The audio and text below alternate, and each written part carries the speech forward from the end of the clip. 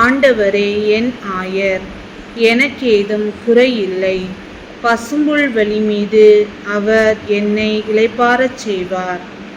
அமைதியான நீர்நிலைகளுக்கு என்னை அழைத்துச் செல்வார். அவர் எனக்கு புத்துயிர் அளிப்பார்.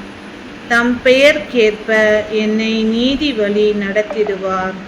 மேலும் சாவின் இருள்சூழ் பள்ளத்தாக்கில் நான் நடக்க நேர்ந்தாலும் நீர் என்னோடு இருப்பதால் எத்தீர்க்கும் அஞ்சிடேன்.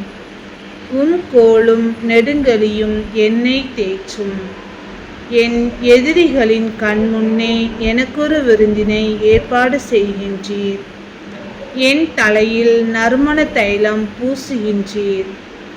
எனது பாத்திரம் நிரம்பி வழிகின்றது.